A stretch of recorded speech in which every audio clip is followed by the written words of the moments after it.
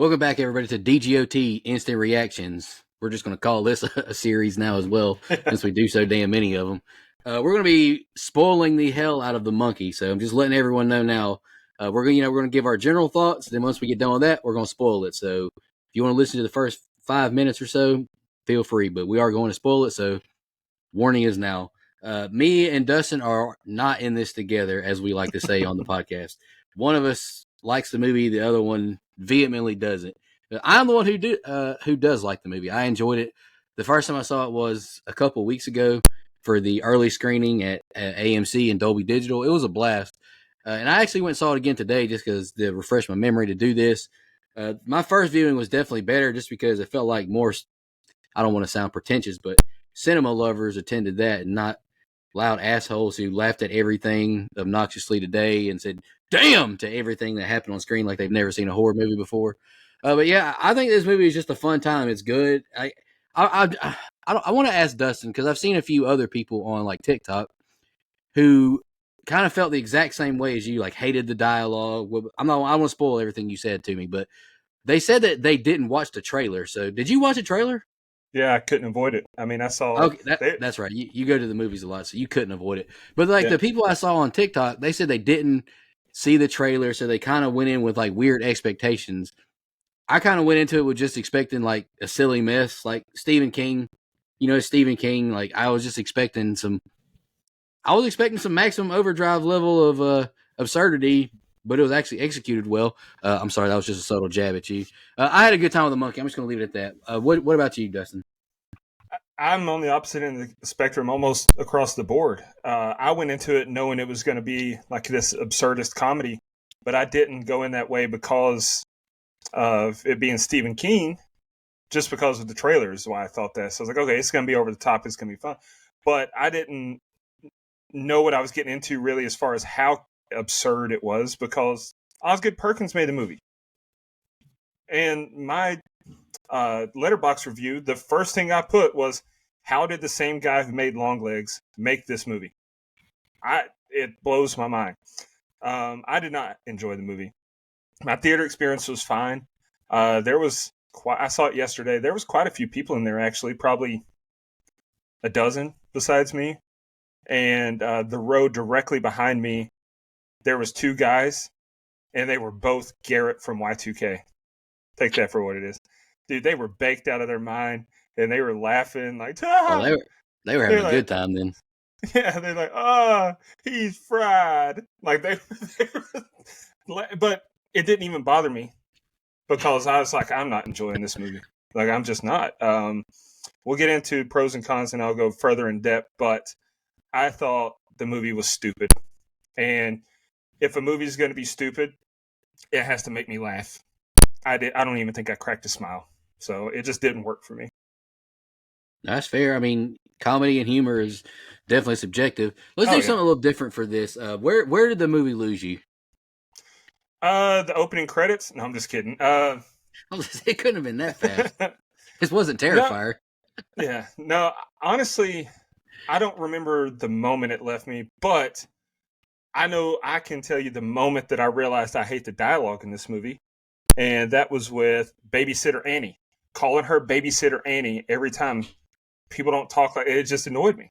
It's like she's Annie or she's the babysitter. Nah, come on, Babysitter Annie. Get in the car, Babysitter Annie. It's like, okay, what are you doing here? So that's early in the movie. Adam Scott's cameo in the beginning didn't bother me. His dialogue was pretty over the top and cheesy, but I was like, okay, if it's on the level of that, it's fine. Like when he said hot dog, when he saw the flamethrower there, I was like, okay, that's fine. Honestly, before that, it lost me a little because I was like, what kind of self-respecting pawn shop's going to have rats just crawling on the shelves? That was gross. But but that first scene with Adam Scott, I was like, okay, this is over the top. This is fine though. That's a creative kill. This monkey's clearly got some kind of special powers going on. I was like, okay, I can get on board with it. It's fine. I don't love it, but I don't hate it at all. And so after that set of scenes, like the way that I've started watching movies is almost like there's a predetermined score. It's like, okay, I expect this to be a blank out of 5. I expected this one to be about a 3 out of 5 going in.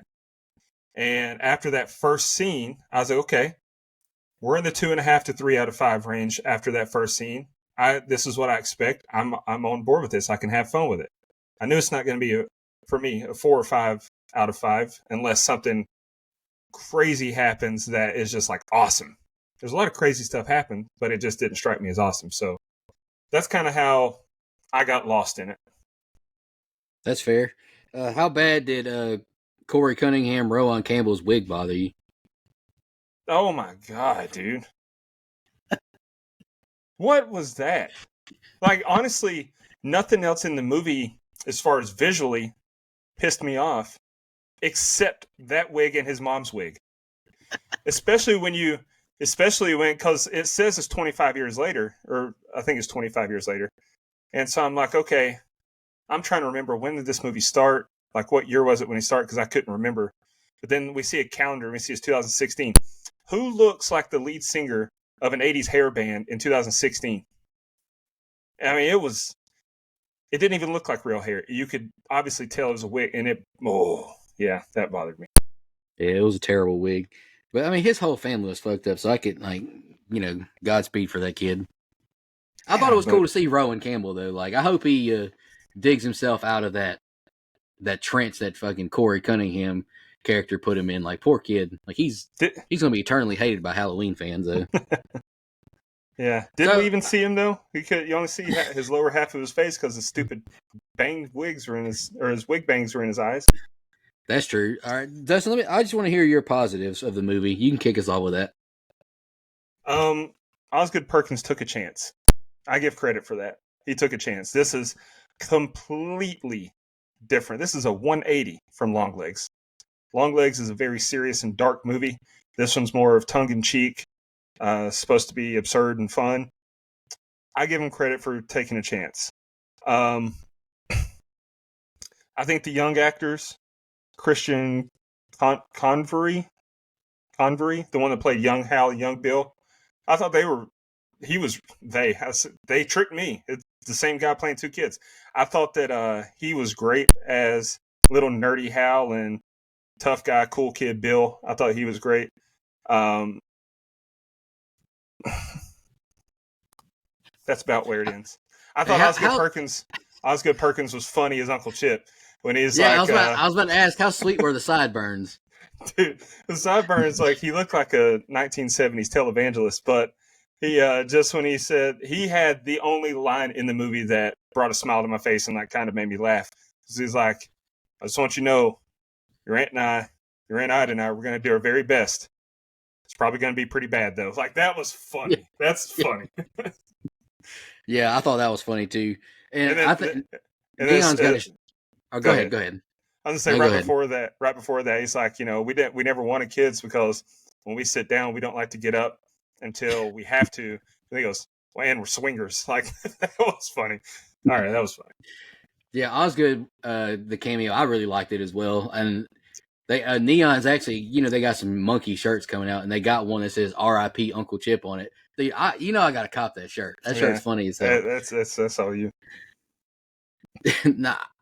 All right, my positives, man. I just had fun with it, man. I don't know what my expectations were, to be honest. And if you hated this version of the movie, Dustin, whenever they asked, like, Atomic Monster, James Wan and whoever else, they asked Osgood Perkins to make it. When he read the original thing, like, he hated it. Like, he thought it was god awful.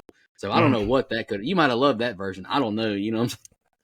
Like, who knows what the first version was? I go the other end. I think that I would have hated it even more because Osgood Perkins made Longlegs, like I said. And while I don't enjoy that movie because it makes me uncomfortable.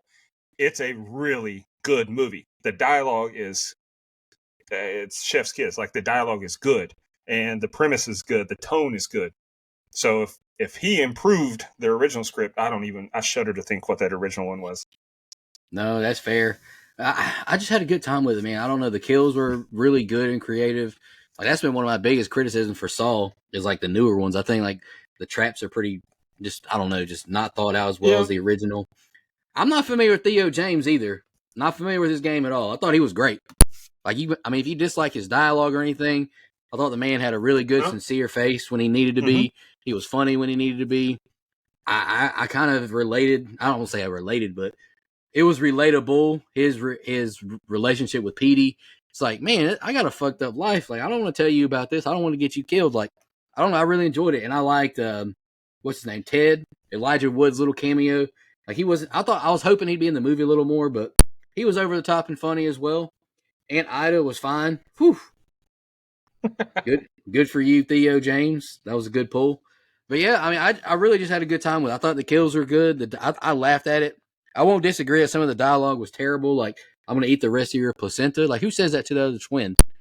I mean, but yeah, I don't know. I just had fun with it. I do want to go ahead.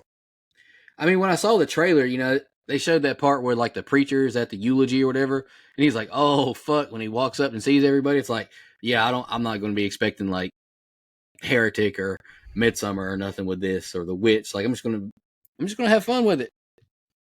Yeah, I will give them. There were some creative kills, and most of them were pretty good. There's one that I hate, and I'll get into it when we get to the negatives. But most of the kills are pretty good, and I thought the effects were fine. Like, it didn't look 100% real, but it didn't look 100% fake either. So the effects were fine. Yeah. I thought Theo James was good, but I'm going to say the rest of what I'm going to say. No, go ahead. Let's just go ahead and get into our cons. Well, go ahead and just piggyback right off of that. I think he was miscast. As Bill, he was fine. As Hal, adult Hal, I'm not buying that. Like, not to be weird, that's a good looking dude. He's in shape, and I'm supposed to be that this guy's like this lame loser that's been alone all his life, and he did have a kid once, but he's just he's a loser. And I get it, he's a loser by choice because he doesn't want anyone to die, he doesn't want to hurt anyone, whatever. But I think he was miscast. This guy that works at a grocery store all the time, and I just don't think that he's gonna be as in good shape as he is. I don't think he's going to look as good as he looks. So I think he was miscast. The rest of my issues, yeah, there was the babysitter Annie.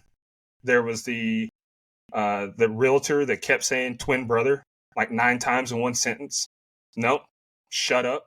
Didn't think it was funny. There was the Reverend. The Reverend made me so mad. No. There is no scenario where that would happen. Not just him getting up there and his initial reaction when he saw the people, but reverends aren't just like, okay, I'm now the reverend of this church. Like, they're agreed upon by the church. No, he would never get anointed. He would never get appointed. So he annoyed me. And you can make the characters quirky. That's not the issue. But it's just the dialogue and the way that he was. I hated it. The kill that I was talking about, that I rolled my eyes so hard I almost got a concussion, was at the end of the movie when they're driving off. They're driving through town. They're seeing all the destruction and everything. There was a guy pinned against a tree with a surfboard through him and through the tree. No. What are you talking about? The shotgun falling out of the closet and exploding the woman. Shotgun wouldn't blow a woman all to pieces like that, but I can deal with that. That's fine. But a surfboard through a tree. Why is there a surfboard in Maine anyway? I don't know, man. It's just... They got beaches up there? It's cold 9 months a year. Well, they're weirdos up there. They probably going surfing in 40-degree weather. I actually had a long thought about this last night, this movie. Because I was like, why didn't I like the absurd humor in this? Because there's plenty of absurd movies that I've said it multiple times on our show. Ready to Rumble is one of my favorite movies ever. That movie is so over the top and ridiculous, but it's funny to me. It doesn't hurt that it's a professional wrestling movie. I grew up watching WCW. Like, I love it. It strikes nostalgia. But and then like I thought about, what's the stupidest movie that I think's funny? And Dude, Where's My Car came into mind. And for whatever reason, this is just personal preference, I guess. Comedy is subjective. I think Dude, Where's My Car is pretty funny. I didn't think any of the comedy in this was funny. Even because I was like, keepers of the transforming whatever, continuing transfunctioner. They say that repeatedly in Dude, Where's My Car? And that was fine. But babysitter Annie 3 times in a sentence, or your twin brother 15 times in a sentence, annoyed me. I don't know. I don't know why. Oh, and last thing, because I'm sure I'll think of more, but the last thing that irritated me was Bill at the end. Like I get it. He went crazy. Like he was this cool kid through school, but then he lost his mind and he had one thing on his mind. It was killing his brother, whatever. But when he took his old suit and made it into his new suit, or fashioned it to where it fit him now, and he used his Guy Fieri shirt for part of it. So, what? And it still didn't fit him right. And then at the end there, right before he dies, you only see him from like mid chest up. He looked like Lloyd Christmas. He looked like he was wearing his chauffeur suit, and he had the bangs across. He looked like Lloyd Christmas. I couldn't get out of my head. I thought he when he was Bill older, I thought he looked like Joe Rogan a lot. Joe Rogan was before he lost the hair. Yeah, I mean, I can see Fear that. Factor version when he had the hair still. But just those straight across bangs and the suit where we just saw the black suit, white shirt, black tie. I was like, that's Lloyd Christmas. This is shout out Lloyd Christmas, great movie for sure. And that's another absurd comedy that is hilarious. This one just yeah. I think my only real cons is this kind of movie is just never going to be perfect for me. It's like never going to get that perfect rating, but I can have fun with it. It's kind of like Final Destination movies. Like I'm never going to think they're super, some kind of cinematic masterpiece. I just have fun with it. But I really, this might be blasphemous, but I like this more than just about any Final Destination movie. I don't know why. I don't know. I just had a good time with it. I don't know. I guess the Final Destination movies, they're over the top and ridiculous as well, but I don't know. I guess the novelty once you make it into a franchise just gets old to me eventually. I don't know. I guess I was just, I don't know how to say it. Pleasantly surprised with the Theo James performance because I really don't know anything he's been in that I can think of off the top of my head. I really just enjoyed that a lot. Rowan Campbell, I didn't really care for him in Halloween Ends. I thought he was a good actor, but like I hated his character. Right. I thought he was fine. I just didn't like the wig. Like they definitely could have did without that wig. And the Uncle Chip and what was the aunt name? I can't remember. Aunt Ida. Was that Aunt Ida? Yeah. I'm trying to think of what. No, what is Petey's mom's name then? That's who I was talking about being fine. I'm tweaking. Oh, Lois. yeah. No, Lois is the grandma. Lois is the grandma. Would that have been? I'm looking through the names now. Anywho, I'm tweaking. Petey's mom has got it going on. She's all I want, and I've waited for so long. She was great. Barbara? Maybe, I don't know. She was fine though. I don't think Elijah Wood could pull her. Well, his character annoyed me too. Like Elijah Wood. Yeah, because he was over the top. I took your power. It's like I didn't give you permission to take my power. And that's fine. Okay, haha, that's fine. But then he's like, let's arm wrestle for it. And then he talks about his marbles, or marbles or rocks or whatever he called them. He's like, I'm talking about your balls or whatever he said. I don't know, man. It annoyed me more than I thought it was funny. I couldn't get past it. No, that's fair. That's fair. What do you think was your favorite kill? I already know what your least favorite kill is. What was your favorite kill, you think? I like the... You don't know my least favorite kill because I don't know if it's the surfboard through the tree or if it's the bees flying into the mouth. Oh, I like the bees in the mouth. I thought that was pretty cool. Yeah. I don't know. It annoyed me how they just set the whole thing up. It's like, oh, there's a beehive. Shine your lights on it. Let's make sure everyone's aware there's a beehive. They couldn't have just let it be subtle. Like, hey, there's a beehive. We see it in passing. We hear the bees buzzing.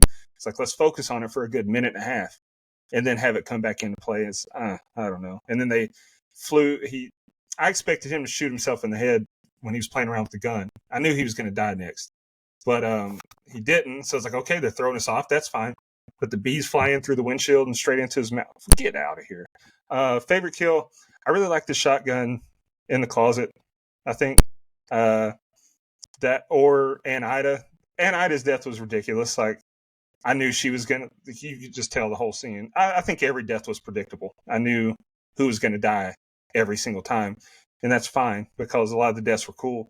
And Ida stumbling around, catches her face on fire, and then stepping in the vase and tripping down the hill straight into the real estate sign. That's funny. But they wouldn't have had an estate sale with a blood-covered sign. They would have changed. Come on. I have a hard time forgiving things that just like, I know this movie's about a monkey with superpowers that makes people die in ridiculous ways, but not every aspect has to be ridiculous and out of the realm of possibility. That's fair. I mean, all they did was put a traffic cone over for Pete's sake. Yeah, the blood's still there, but hey, we can't see the point. I think my favorite kill, honestly, is probably that opening kill. That one was really good. It caught me off guard.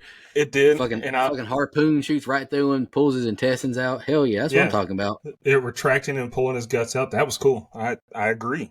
I was like that's when, like I said, that first scene, I was like, if the whole movie stays like this, I'm fine with it. It just went a little bit too overboard. It lost me. Now, I'm not going to disagree with you. I do agree with that. A movie can be over the top and still make sense. Like, they're not going to not change that sign out. I mean, come on. And how did Bill get out of the well when he climbed down there? He climbed down there to get the monkey, lowered himself down with the rope.